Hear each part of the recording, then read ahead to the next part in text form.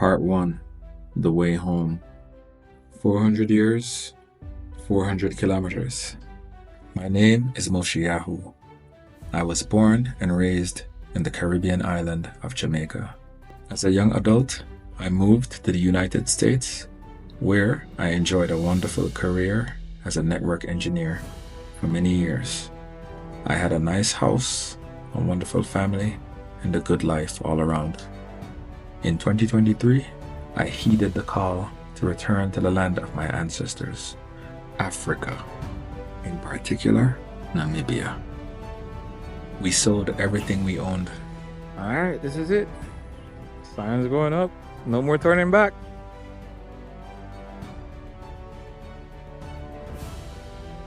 We're burning the ships, babe.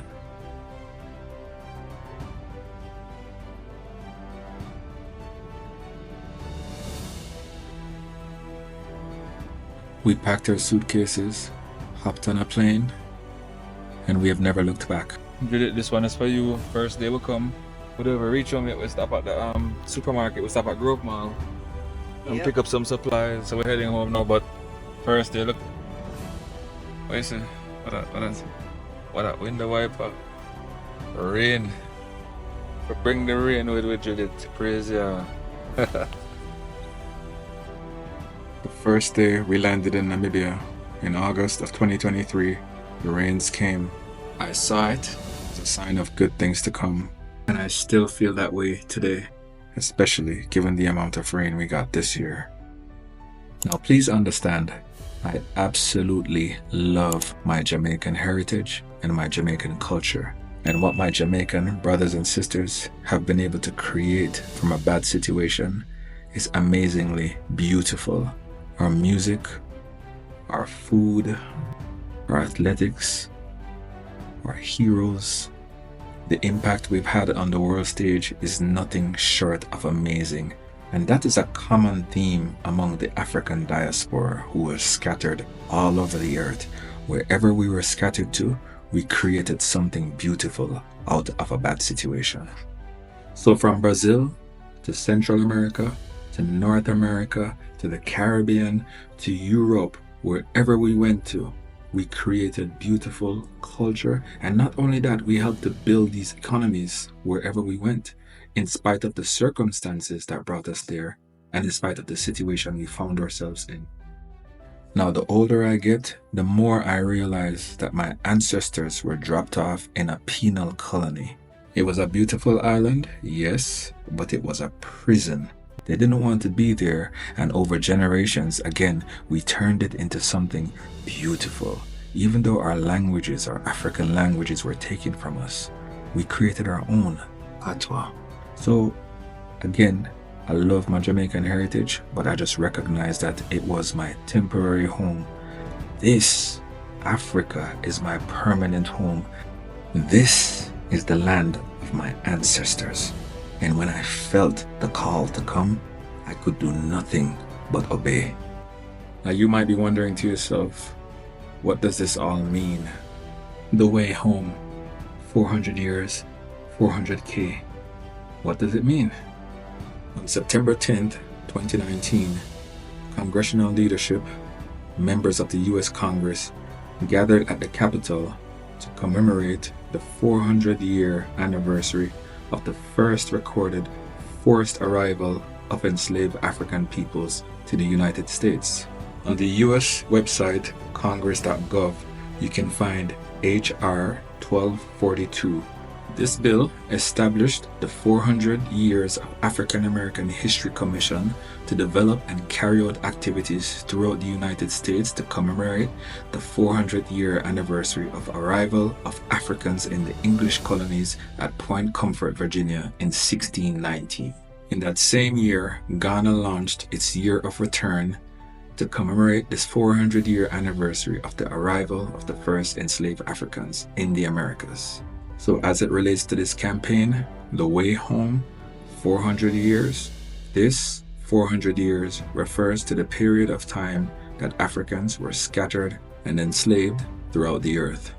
Regarding the 400 kilometers, this was inspired by a friend of mine who decided to train for a triathlon in order to raise awareness for people suffering with sickle cell disease. I will post a link to his channel in the description. Now, a triathlon is definitely out of the question. I am not a strong swimmer, but a 400-kilometer run is within the realm of possibilities, and a 400-kilometer run, though it falls woefully short of truly capturing the pain and suffering our ancestors went through, my hope and prayer is that it will somehow symbolize and display some of the difficulties and the hardship that our ancestors faced during their enslavement, and also some of the difficulties and challenges that the diaspora now faces in their desire to return to the continent. My plan is to run from the Walvis Bay waterfront to Independence Stadium in Windhoek. Now, the Walvis Bay waterfront is on the west coast of Namibia, on the Atlantic Ocean side, and Windhoek is in central Namibia, as you can see on the map, and the distance is approximately 400 kilometers. My plan is to complete this run in 4 days. That's 100 kilometers per day. Very ambitious, I know. My hope is that with consistent training, staying healthy, avoiding injuries, I'll be able to achieve this goal. And if not, and I fall short, I will try to complete the run in as few days as possible. The point is not so much to finish in 4 days. The point is to finish. Now you might be asking, why am I doing this? Good question. Quite simply, I'm doing this to bring awareness to the plight of the diaspora, the children of Africa who were scattered across the whole earth many years ago, who now desire strongly to return to the land of our forefathers. The problem is, when we were scattered, the boundaries that we now have didn't exist. These boundaries were created in 1884 at the Berlin Conference. Our scattering took place centuries earlier, as early as the 15th century. So essentially, even though the children are coming home, we are still homeless. It is impossible for us to be Ghanaian or Nigerian or Tanzanian or Kenyan or Ugandan or Namibian because these borders didn't exist when we were scattered. But here's the thing, I know beyond a shadow of a doubt that I am home. I know culturally, I know spiritually, but I also know scientifically. Take a look at this. According to mytrueancestry.com, my closest ancient relatives are the Khoisan people and the Yoruba people. Now, I'm gonna be honest with you. Before this DNA result, I had never even heard of the Khoisan people. And it still didn't really hit home until I moved to Namibia and started seeing Khoisan people. Then I understood that truly I was home. The Khoisan people are a people group native to Southwest Africa, otherwise known as Namibia, Botswana, and South Africa. They are a non-Bantu group and they speak primarily with the click languages. What really drove it home for me was when we went on a trip to the Brandberg Mountain. Located in Damaraland, I witnessed for myself the Bushman rock paintings, famously known as the White Lady rock painting. In this painting, I saw the same image on my DNA profile on mytrueancestry.com.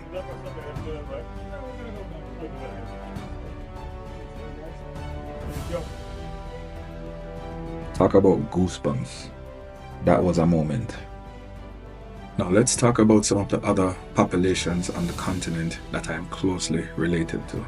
Let's start with the Lemba people, who are native to South Africa, Malawi, Mozambique, and Zimbabwe. They're of mixed Bantu and Yemeni ancestry, and a lot of their practices are interestingly very scriptural, closely related to the Shemitic people and the children of Jacob or Israel. Something to consider. I'm also closely related to the Mandinka people or the Mandenka people, which are a people group native to West Africa. And as I mentioned initially, I am closely related to the Yoruba people who dwell primarily in Nigeria, so that West African connection is very strong. Now, what most of these modern DNA sites like Ancestry.com or 23andMe do is they compare your DNA to modern populations based on the current borders. My True Ancestry compares your DNA to ancient archaeological sites or digs, so you kind of get an expanded view of who you are related to. Not just on the African continent, but all across the earth. I see my DNA popping up in places like Portugal, Spain, even Sicily, Northeast Africa, on the border of Egypt and North Sudan, Saudi Arabia.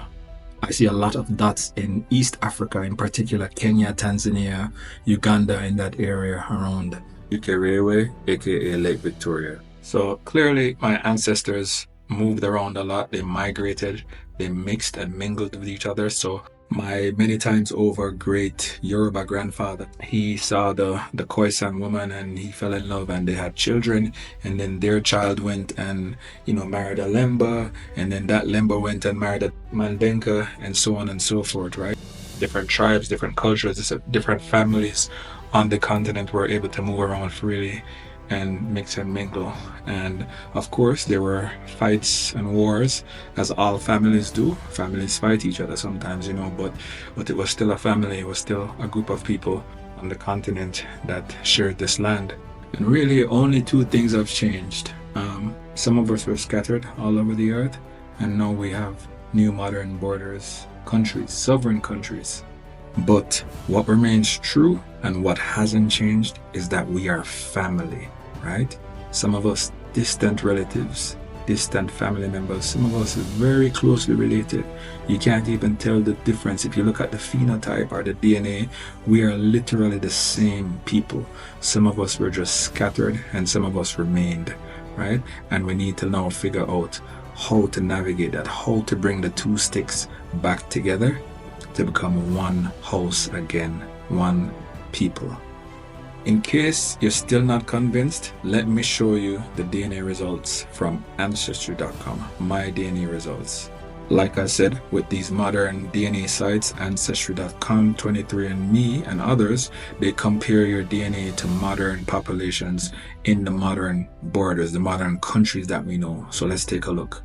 You can see here that it says I'm 42% related to the people of Nigeria, 19% Benin and Togo, 9% Cameroon, Scotland 8%, and then you see the 7% Western Bantu peoples, 5% Ivory Coast and Ghana, 5% Central Nigeria, 3% Mali, 1% Senegal, and 1% Central West Africa. So now that I've proven clearly and beyond a shadow of a doubt that I am indeed African and related to the people who inhabit this continent, what is it that I hope to achieve from this run? Well, first of all, awareness. It surprises me how many people I've met here in Namibia who are not aware that some of their fellow brothers and sisters were shipped off centuries ago as slaves to other places on the earth. It always amazes me when I tell them, that my ancestors were not always in Jamaica, that we were actually Africans who were shipped over there. So sometimes some of the local people here in the different tribes, they ask me, what is your mother tongue? And, it fills me with a sense of sadness sometimes to say, hey, my mother tongue really is English. That's the language that my ancestors were forced to speak. When they dropped you off somewhere, whether it was in Brazil, you had to learn Portuguese. If they dropped you off in the Americas, in the US, you had to learn English. If they dropped you off in Haiti, you had to learn French. And if they, when they dropped us off in Jamaica, we were forced to learn English. But again, through all of that, we created our own language. So in Jamaica, we have our patois. In Haiti, they have their Creole. I could go on, right? So the point is that a lot of the folks here on the continent are not aware of who the diaspora is and what our experience is, what we went through, what we lost. And not just what we lost, but what the continent lost. The continent lost its people, a significant number of its people. But the beauty is, most people that I speak to, once you make them aware of the history of the diaspora, they're in agreement that a pathway to citizenship should be made for the children who want to return home. And again, that's probably the number one reason why I'm doing this, to raise awareness. It surprises me, and at the same time, it gives me joy to see their eyes light up when they realize that, oh, you guys are Africans and you were shipped over and we are actually related. You know, sometimes we can assume that just because we know something, everybody knows it. But that's not always the case. And in this case, like I said, I realize a lot of people do not fully understand who the diaspora are and what our experience was. So definitely want to educate and just give people that knowledge so that we can raise the public awareness and hopefully bring about positive change. Also, there are some in the diaspora who for whatever reason reject their African heritage, their African ancestry, and they only identify with the places where their ancestors were dropped off. You know, that is fine, but at the same time, I'm hoping that this will also move some of those folks to reconsider their position. And even if they don't want to move to Africa, they'll at least be able to identify with their African heritage. You know, we have to be able to empathize with each other and realize that we are all at different stages in our life, in our walk. And I mean, in 2022 is when I got the leading to move to Africa. At the time, I hadn't even turned 42 yet. You know, now I'm 44 and I'm full swing on this journey. So, in other words, we have to give people time to get there. You know, my wife said something profound to me when I started to wake up, so to speak. It was around the time I turned 40, and I remember I started to change mentally, spiritually, emotionally. I just started to grow in different ways. I started to see the world differently. And it wasn't just that, oh, now I'm enlightened and I feel good about myself. No, I started to change my life based on what I was learning and seeing. And the foundation of that was definitely spiritual. And so my wife said, up until 40, I was in the wilderness. And then at 40, you know, I began to enter into my promised land, so to speak. And I know that there are many out there still in the wilderness, and whether it's a physical wilderness or not, mentally, maybe spiritually, maybe emotionally, maybe economically, you're in the wilderness. And if it's time to come out, you know, don't wait until you reach 40 like me. Start right now, start today. And if you're over 40 and you've been in the wilderness for 80 years, it doesn't matter, start today. And for me, it all began when I started seeking the Most High with my whole heart. And he just started showing me things and changing me from the inside out and allowing me now to do things that I would have been incapable of doing or too afraid to do before. So back to those who reject their African heritage or who don't consider it important. Obviously people move at different rates, so definitely no judgment there. I don't understand it, but you know, I would just love to see my brothers and sisters reconsider their position and be a little bit more open to the idea of Africa, the continent, and their African heritage. Before I was called, I never even considered visiting Africa or anything to do with Africa. Even though I knew I was an African, it didn't really manifest in any of my plans in any way. So again, hopefully this will just help some people realize that yes, you do come from Africa and yet you do have African heritage. Even if you don't want to move to the continent, you'll at least consider visiting. Maybe it will be your next vacation spot, or you might even consider investing.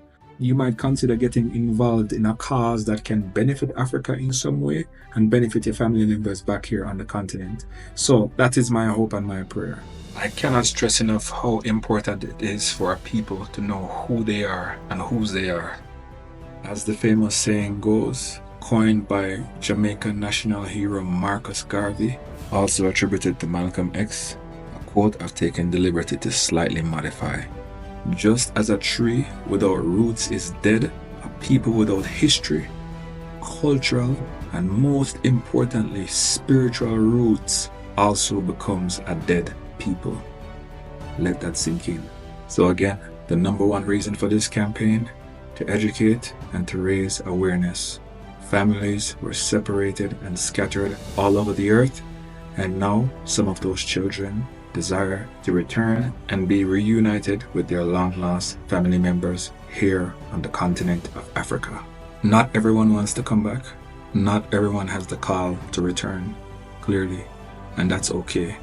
But for the ones who do, for the ones who have heard that call loud and deep within their souls who want to return. It brings me to my next point: dialogue.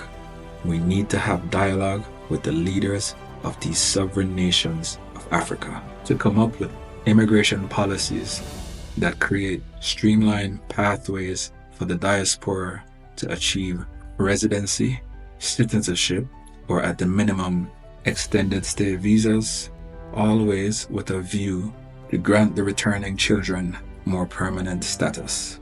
Yes, it's true. The right to return is often the term used to describe diasporans who want to return back to where they originated from.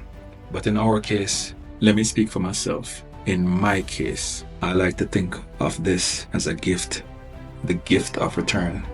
We come not demanding anything. We come seeking. We come humbly asking that the leaders of this continent will open their hearts and their minds to the returning children, and that the people of this continent will join us as a united front in petitioning your leaders to open the doors, open the pathways for the diasporans to return, create less restrictions, less challenges, and develop open arm policies that welcome back the children who have a deep desire to return. The benefits are tremendous. The economic benefits, the social benefits, the cultural benefits are immense if the African diaspora is encouraged to return and given easier pathways to citizenship.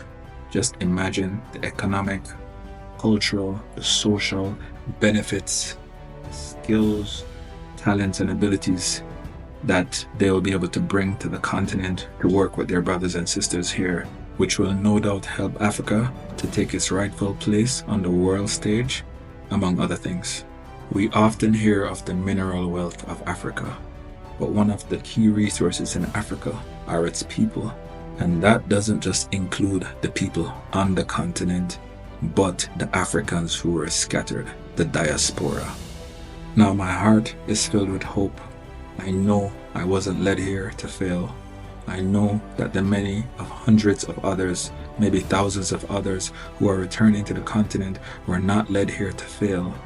And in particular here in Namibia, when I see our newly elected leader, Netumbo Nandi-Ndaitwah, a strong woman, a fearless woman, a proven and accomplished leader, a lioness, and as one of my close brothers always says, a mother that I hope will recognize the returning children. A mother who sits as the head of state of the sovereign country of Namibia over a government that I hope will be open to having dialogue and discourse on the issue of the diaspora returning to Namibia and on the issue of creating pathways to citizenship for the returning children. So, how can you help? Well, let's just start by sharing this video with everyone that you know. And if you feel that there's value in this endeavor, then stick with me on this journey as I will do my best to chronicle each day of training until the event. You can follow me on Strava to track my training progress. My name on Strava is MoshiYahuB, but even better than just tracking my progress, I would love for you to join me. Now I know it's a lot to ask, maybe you haven't strapped on those running shoes in a while, but I'm asking you, please dust them off, go out, whether it's for a walk, 1K, 5K, do what you can. And do it from wherever you can. Obviously not everybody can come to Windhoek, Namibia, right, to train or to do the event. But if you can do it remotely from wherever you are, whether on a treadmill or outside, it doesn't matter. What matters is the support. What matters is working towards a cause. What matters is the potential to achieve something good. So this is something that every human being can get behind. I welcome the support. We need the support. And I encourage the support. And I thank you for the support in advance. It really means a lot. I've already had a couple of friends who have told me that they started training, and I can't express how encouraging that is. So with one voice, it may not be heard. It may get drowned out with all the issues going on. But if multiple voices come together and let our petition be known, I really believe that we can affect positive change that can uplift the entire Africa, those on the continent and those in the diaspora. If Africa rises, humanity rises. But this can only work with your support. As of now, the date is Sunday, November 9th, 2025, from the Walvis Bay waterfront, and hopefully end on Wednesday, November 12th at Independence Stadium in Windhoek. Like I said, this is the ambitious goal, but the key is to finish however many days it takes.